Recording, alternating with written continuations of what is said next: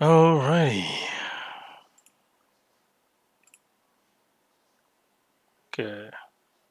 I'm gonna go ahead and start things up over here. And let the rest of the guys start coming in bit by bit. Here we go, there's one and there's another. Alrighty, fantastic. I'm just gonna go ahead and get a few things set up here before we begin.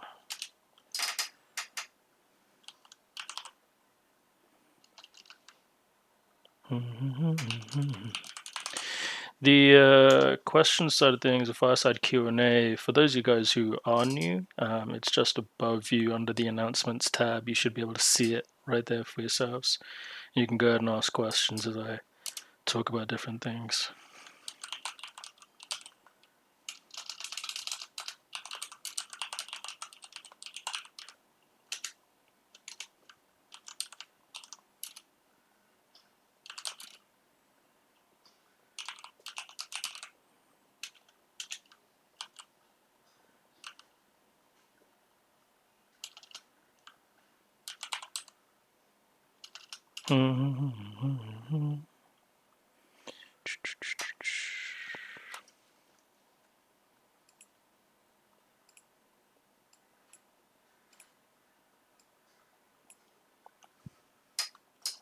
We'll be starting in about 2 minutes, guys.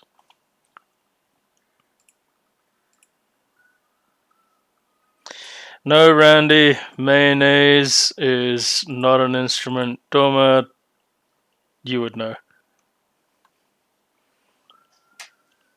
Alright, let's go to...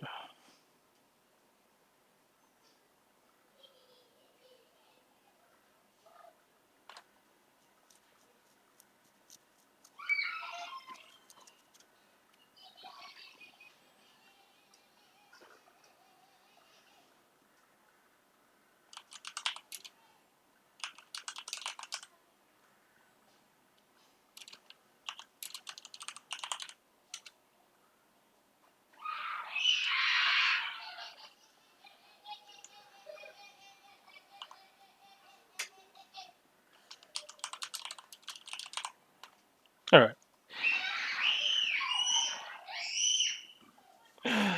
If you have, as usual, guys, if you have anything you want to go ahead and talk about, you're welcome to go ahead and put your hands up. If you want to come on up, you're welcome to do so anytime. Alternatively, if you want to ask questions, it's going to be above you.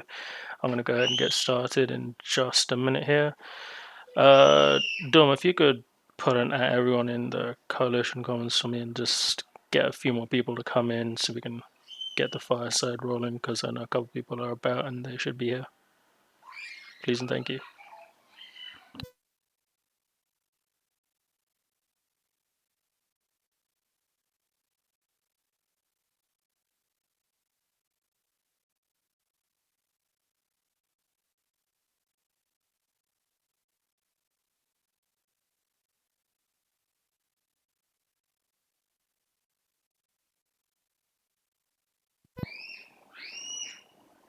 Okay, so let's go ahead and get started, shall we? Right, so it's been a eventful grace period that we've had for the last 3 months. It has now technically come to an end. What we're going to be doing is there's a couple of points I want to talk about with all of us moving forward, and that is to do with a few things. So one, we have the industrial developments, which is the production of doctrines, as well as new doctrines that have been developed and made specifically for offensive capabilities, which is the Dragon Scales doctrine, as well as the Tortoise Shellcracker ones, which, if you don't know, they're on the sea. It's battleships and battle cruisers, logistics, heavy armor things, basically. Now, those are going to be putting into use, and people are going to be training towards them as well. Then there's future war targets after the Grace Period is over, as well as the indoctrination of our allies and their fleets who are going to be assisting us with this endeavor as well. Now, And then finally is the grace period, which is going to be extended for a certain amount of time. I'll touch on all of these subjects during the fireside. If at any time anyone wants to go ahead and ask a question, as I said before, you're welcome to do so anytime. So the industrial development side of things. Now, if you guys aren't aware, Dorma is the industrial director for the entirety of the coalition. So she takes care of the orders, fulfills them, and then pushes them forward to grab hold of as many industrialists as necessary. So if you're all listening here, if she has an order that she's outputting, um, try to get on top of it as quickly as possible, help her out, because these are coalition level orders and they need to be fulfilled as soon as possible. And the reason for this is because at any particular point in time, especially as we're now in low sec as opposed to high sec, we could be engaged and we need to have ships capable to just throw at people to defend ourselves or assist one another in fighting and so on and so forth. So ensure that those things are being taken care of. There's there's structures that we're able to use as we're being permitted the usage through sacrament. I'm looking to put our own ones down in the future, but not till after the grace period is over. The second grace period is over, which I'll talk about in a moment. Now, there's not too much to touch on in terms of the industrial development, so that's been an ongoing process, and we've been continuing to do operations both in the low sec and high sec sectors, as well as I believe Randy, Dorma, and Ayana have been doing fleets into the Pochvin area. A couple of fleets have been done. I'm not certain whether it's been consistent or not, but I'm hoping so. We hopefully can improve those and push more industrial operations forward as well as away from the moon side of things. Because the moons are nice, but I'd like to have the industrialists have a little bit of scary time when they're going to do industrial ops, just so they have a bit more awareness of their surroundings, and so that they're a bit more touch and go when it comes to their operations to get what they want or what they need to get. And the Pochven resources are extremely rich when it comes to mineral resources as well as just general ISK making or money making as well.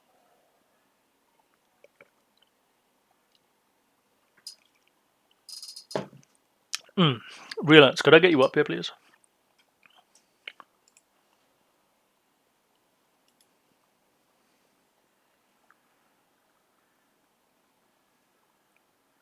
Thank you. Hello. Hello, sir. Just in case I need you for anything. Right. So the next part here is the PvP and training. Now, this I've spoken in regards to a little bit. I've only touched on this briefly. And this goes hand in hand with the war targets, which is SRS, and our allies. So I'm going to explain both these parts in tandem. So we'll start with the training side of things. Now, at the moment, we've been engaged, or were previously engaged, I should say, with SRS. We've had a lot of fights with them, we've won some, we've lost some, and that sort of stuff. Now, I wouldn't necessarily call any of that training. It's been more a trial by fire, and you've got to experience what PvP is like with fleet-based combat specifically. What I'm going to be doing from here forward, from the after this Fireside onwards, so from tomorrow basically is when I'll be doing the fleets.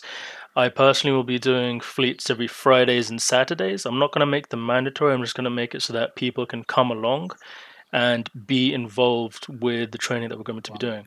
It's going to be a mixture of offensive and logistics, as well as ECM, ECCM, and general awareness training. And this is going to be every week, Fridays and Saturdays. It's going to be from 1900 onwards on a weekly basis. I'm going to be doing this, so I will be taking up those slots. If anybody's doing fleets, it's going to be a tough. You're just going to have to get used to it, sort of thing, because those are slots I'm taking up. I'm taking them up intentionally so that we can get ourselves trained up, because we're going to be going back for these guys after the grace period is over, so another 3 months' time. It's not going to be tomorrow or in the next 2 weeks or anything like that. It's going to be after another 3 months when people are fully trained into the doctrines. By the end of this next grace period, I fully expect everybody, because you've now had 3 months, and towards the end of this will be a further 6 months. total. So I'd expect everybody to at least be able to be in T1 of every doctrine that we have, and it's not a big ask because we've got tornadoes. Everybody can fly. I think we checked, Relance and I checked last time. 70% of the coalition can fly the T1 tornadoes. About 50 to 60% can fly the T2, which is fantastic, considering about a month and a half ago people weren't even able to get into those doctrines. Now, like a month and a half later, everyone can get into practically T2 everything, which is fantastic. Now, if you continue on this path and you continue moving along, you should be able to, at the same pace, be able to get into all of the Dragon Scales doctrines, T1s specifically. I wouldn't expect everyone to get into T2 towards the end of the grace period for all the doctrines. It's a bit too much. But T1s I would expect it because it's not too big of a training gap to be able to utilize because most of the ships are non-Empire. They're Jove ships, so you're going to be able to get into them quite easily. You just need basic skills to be able to get into them. As for T2 counterparts, people are able to get into T2 variations of the doctrines. Fantastic, we can get you a win. But if you're not able to, don't worry about it too much. I just need everybody in T1 basics for now. If you can get into T2, go for it. If you've already trained all of the doctrines, fantastic. Just hone the rest of your skills.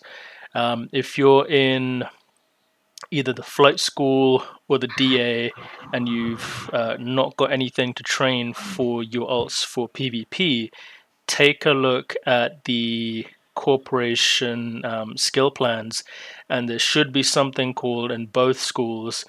There should be something called a skill supplement and an advanced skill supplement for and then there's a one for armor and for shield as well. Take a look at all four of them and train those up. Those are your go-to, and those will help you for every ship you fit across the game.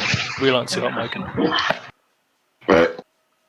So those will help you for every single skill in the game, from frigates all the way up to titans. It will give you an advantage to everything: drone capacity, power bandwidth, CPU, general hit points, regeneration, everything.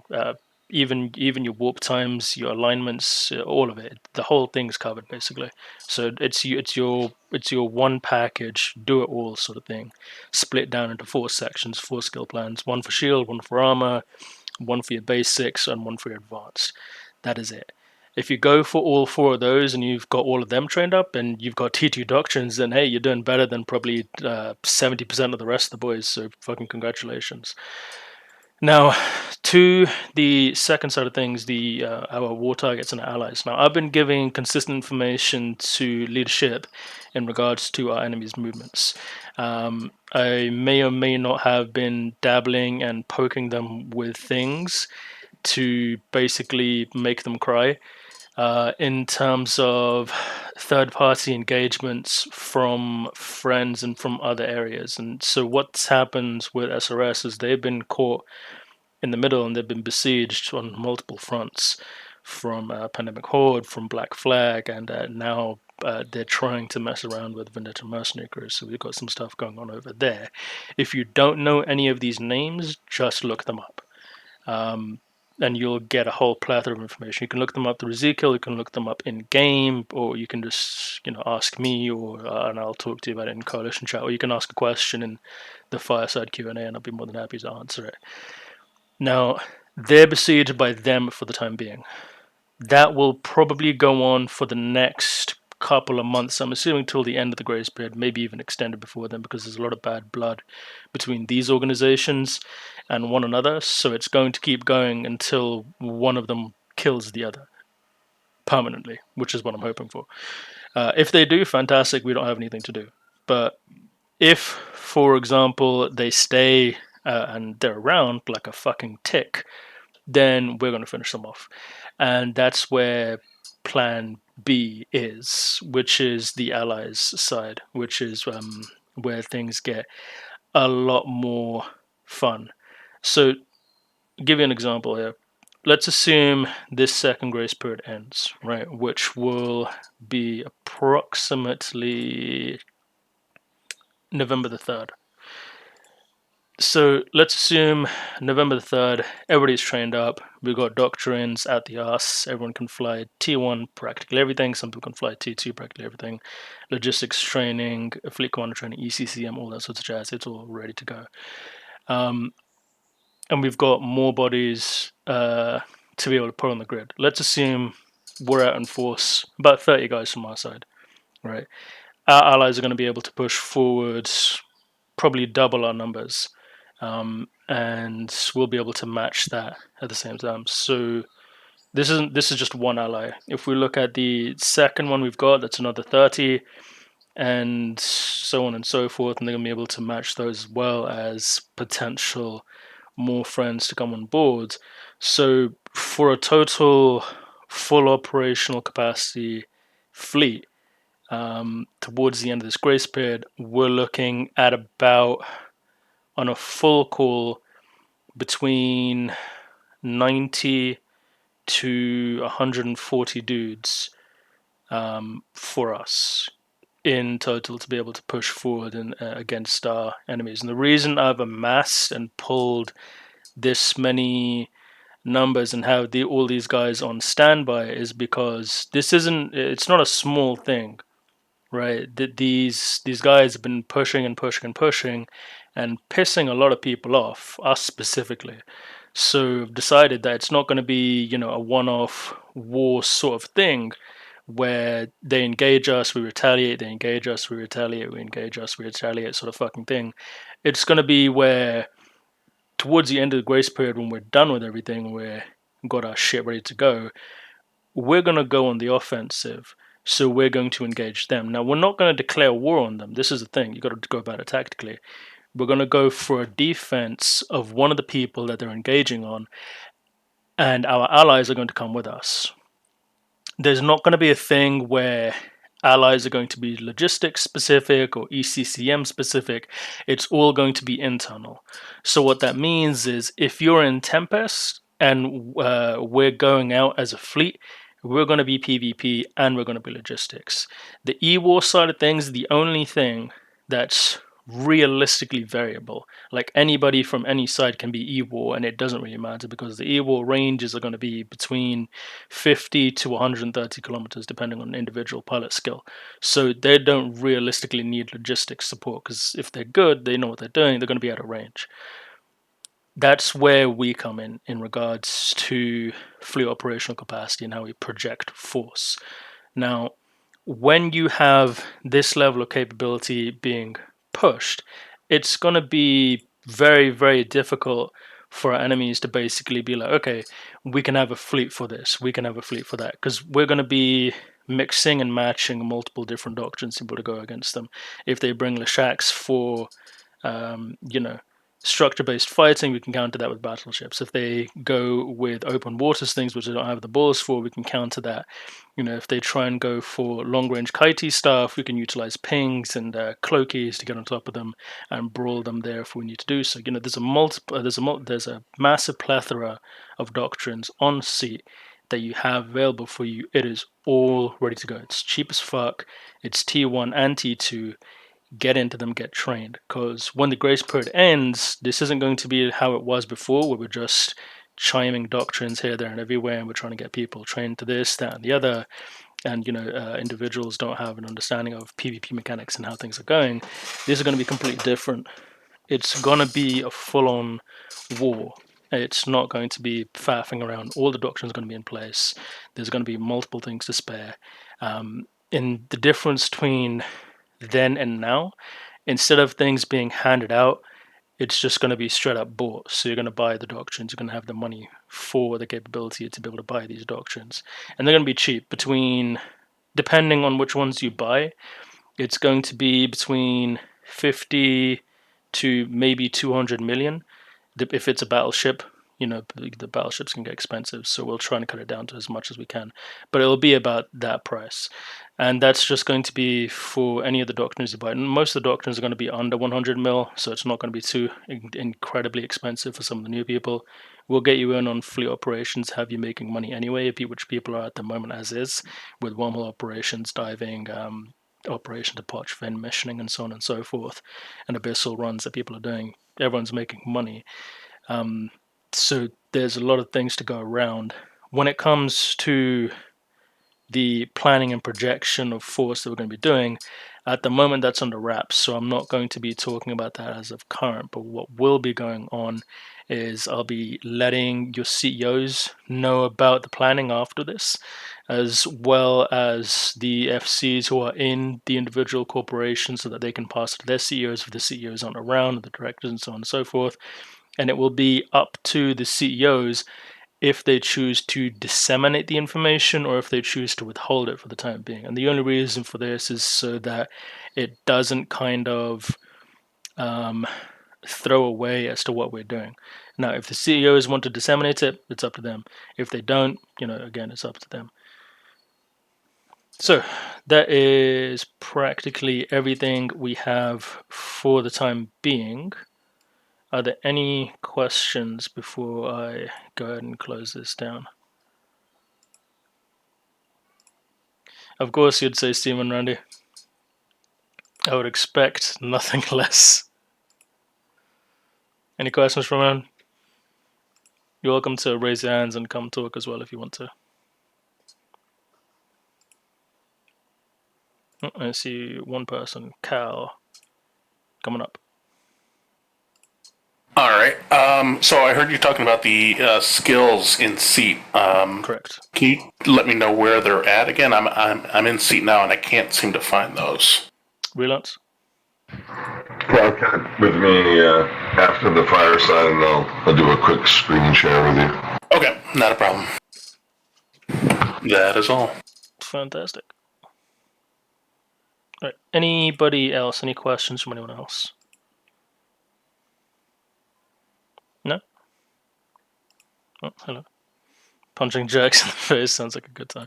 Yeah, it does, Renee. It's gonna be a lot of fun. So I've calculated all of this in regards to SRS's projection, which isn't much, but it's also all of their potential allies as well. So Riot, Rubicon Reloaded, Execution Empire, Patchwork, what's his face's fucking Whaling Club, and a whole bunch of others. So their full projection capabilities is matching to ours. Like it's pretty identical.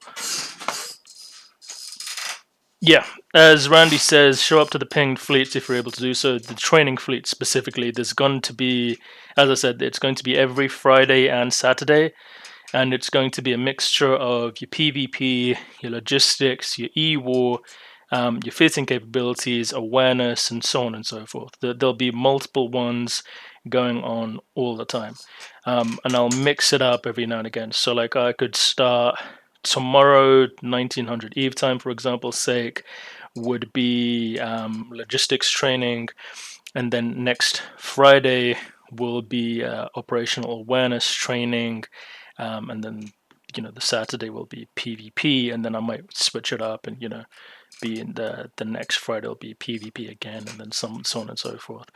But yeah, like don't just turn up specifically to my ones. Show up to Relancer, show up to Randy's, Ayana's, even Utrick, who wasn't a part of the coalition before, he's an ally, but go show up to his fleets too. Any PvP you can get in as much as possible when you have the time to be able to do so. Get into it, because you're going to need the training. When we get into the war, the full war, it's not going to be anything, as I said, like it was before. There's going to be a lot of fighting. You're going to need to know what to do. So pay attention to the fleets. Get into the things that you need to get into. If you don't know how to do logistics and you don't know how to do training or know how to do any of these things, ask your fleet commander. There are no wrong questions. There's nobody who's going to be pissed. There's nobody going to be worrying or shouting at you. I articulate and talk to people with respect. All of the FCs do the exact same thing. If there are any problems, talk to me or talk to Relance. We can get shit sorted out. If you have questions for anything, just go and ask. Like it's not a bad thing to not know things. For everybody who hasn't been on one of Utrick's weekend fleets, if you haven't done any PvP to speak of to date, it is a very good place to start because it is very laid back. Most people, it is geared for new people. And Utrecht does a good job of explaining the mechanics if you have questions or things like that. If you're stressing about going on to like a full operational type mission or something without having any experience, Utrecht's fleets are usually scheduled around 17 to 1900 on Saturday and Sundays. So I would just suggest if you have zero PvP experience at all, that would be a good place to start. And if you have any questions, just let me know. Right. And if there isn't a fleet pinged out or anything like that, and you're waiting for something to be pinged out, don't just wait for it. You have a whole bunch of FCs. All you need to do is go in the coalition chat, type in @FC like you could in the Fireside Q&A right here, like this. And if you go like this, there's a whole bunch of FCs that you can go ahead and type and if you want to. Normally you'd want to be going for the JFCs or the FCs like this. These are all the tags. All you need to do is type @ as the @ symbol and FC and you'll get a whole bunch. So just tag one of them, ask a question, and poke them with whatever you have. Yes, Dorma, tomato is technically both.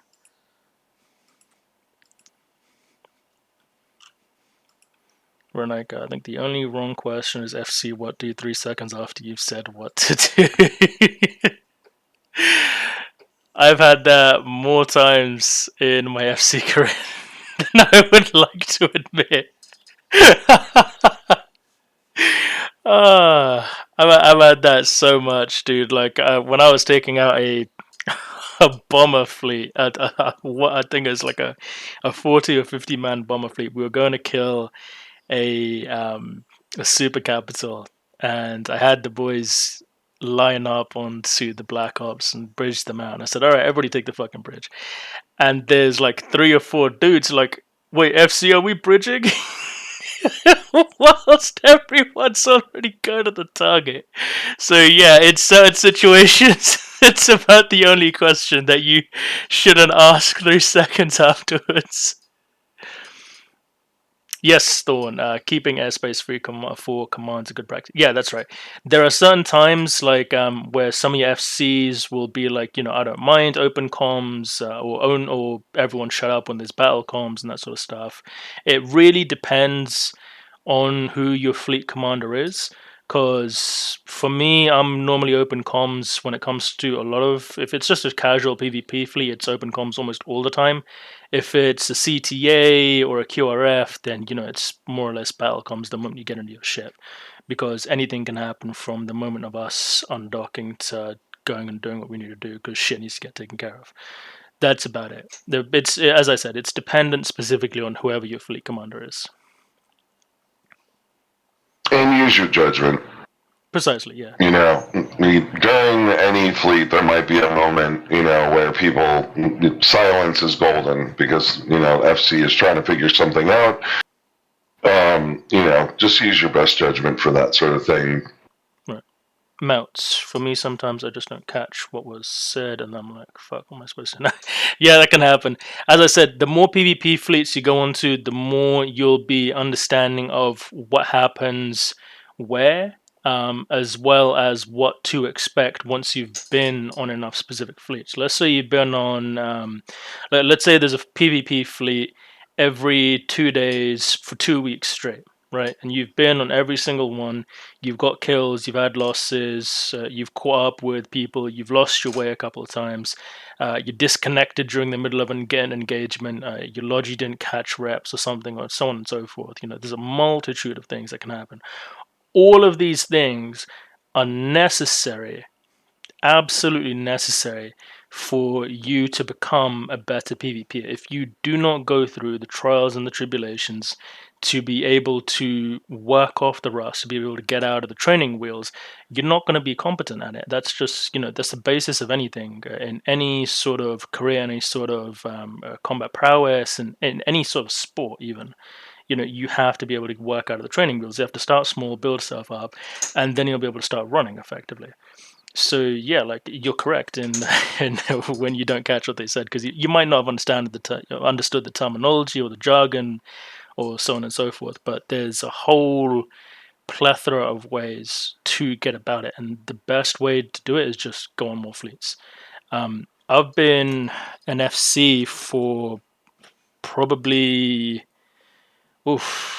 like, I don't even know how long, but probably since 2013, actually, if I'm being straight up, because I've been doing a lot of fleets.